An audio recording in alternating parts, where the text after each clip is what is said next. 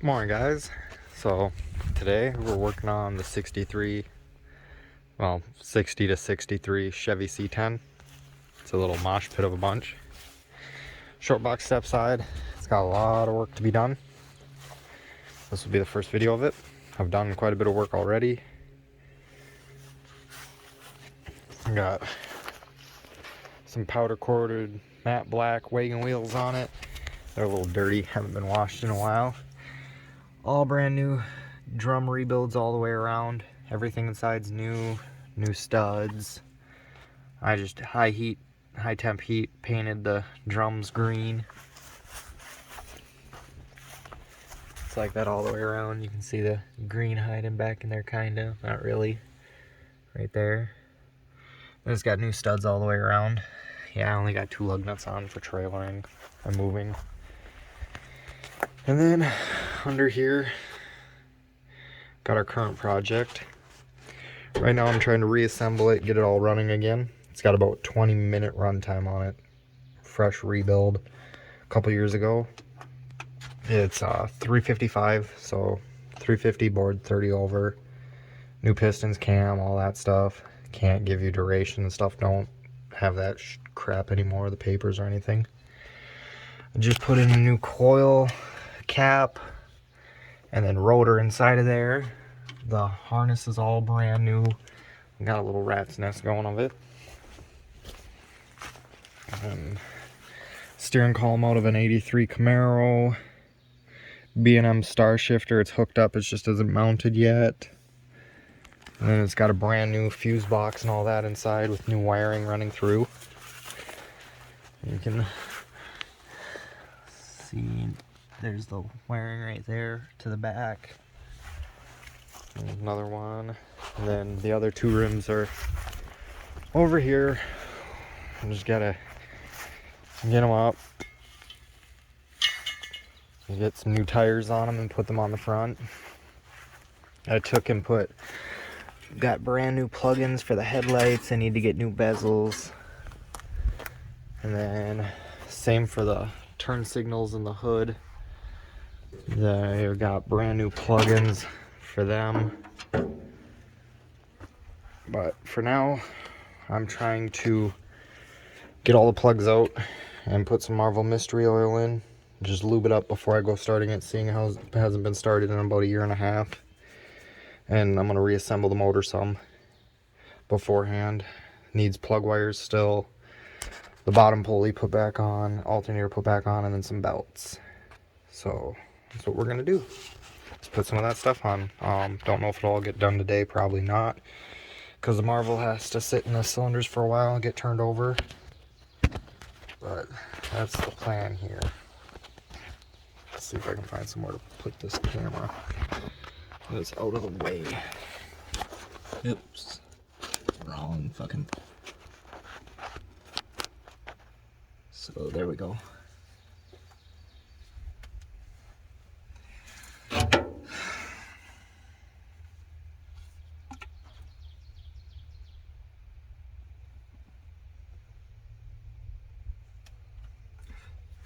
So right now what I'm doing is putting this funnel in each hole.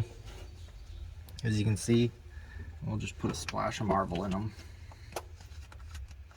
after I check each cylinder individually with a cam.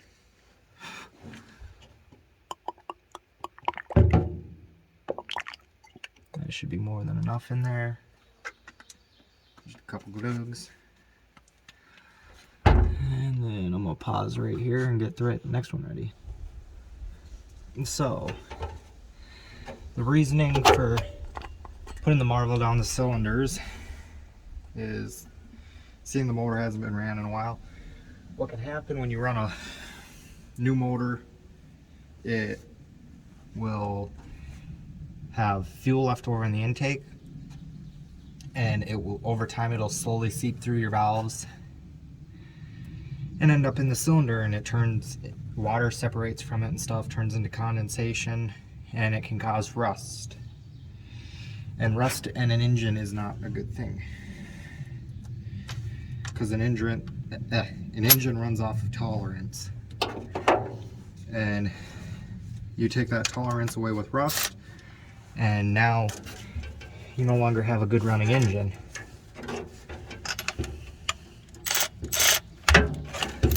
So here I'm using my Milwaukee M12 fuel. Love this thing. It makes life so easy to pull stuff out, like plugs. Like right there on that spark plug, if you look, if it'll focus on it, there's some rust, which that's not a good sign.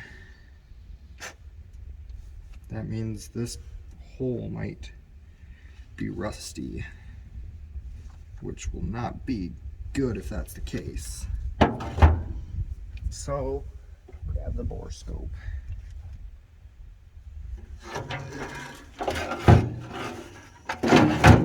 So bore scope right here, it's got a little light on it. And just take it and shove it into the spark plug hole and move it around.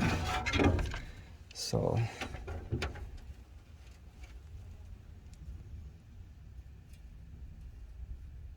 looks like the piston's about top dead center. It does have some moisture in it.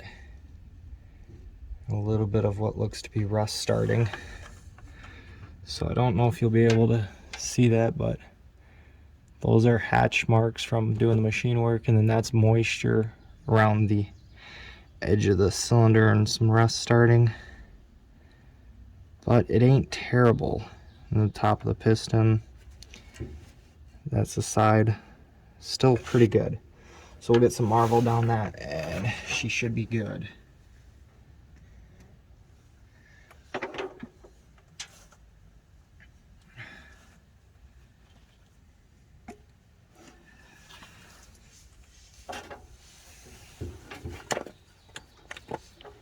Okay, we got that in there. I'm using a flexible tube tranny funnel for this. It's the best way to do it. More direct, you're not making a big mess and spilling a bunch. So you just hold it in and a little bit in there. We're not gonna put the plugs back in and fire it with this in there, obviously. That would not be good for it. Let that sit there for a second. I'm gonna need new plugs anyways. I'll just put these ones back in temporarily to hold the spots, keep more stuff out. So next ones are back here, and I'm gonna need a little extension. So for now, I'll pause here and continue in a little bit. So I'm back. I went and got a swivel here for an extension because it's small. It'll give me different angle and stuff to get these. See, I use these impact grade swivels. They're a ball swivel instead of a U-joint swivel. They're very handy. This one's Duralast brand. You buy them at AutoZone. I think there's like $8 to $10 or something like that for a 3/8. And then I also got the 1/2-inch one. They're very durable. I use them with impacts all the time. As you see there. And then you just screw them out. And the nice thing about these is they give you decent angle, and they're way better. They don't bind like a U-joint one, which is a big plus, especially if you're working in hard reach places. And no, I obviously am not sponsored by any of these brands. I just like to tell people what I use, because then if they are looking for a tool or something, they can go get it themselves. So now we're getting the light probe here again, and we're gonna do the same thing we did on the last two and shove this down the plug hole, which is a lot easier. Which this one looks to be right at the top. The piston does. It's got some moisture on it by the looks of it, but nothing terrible, and the cylinder still looks pretty good.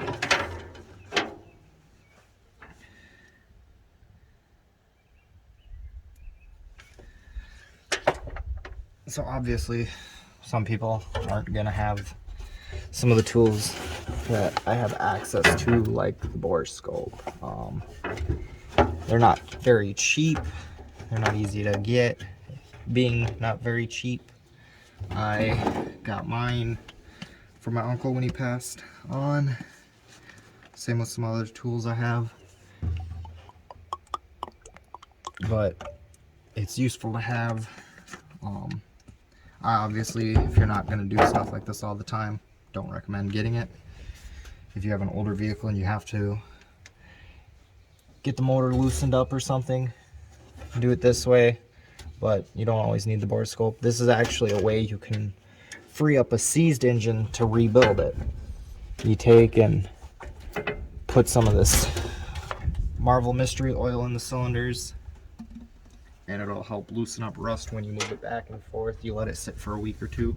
Another thing that works is brake fluid for freeing up a seized engine. Damn sand flies. Sand gnats, whatever you want to call them.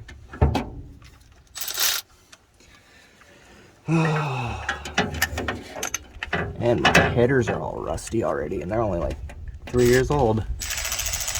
Come on, get on there. There we go. It's on. Ouch. Pinched my finger. Okay, that one's out. That one looks pretty clean. So I only had one rusty plug, which is nice to see.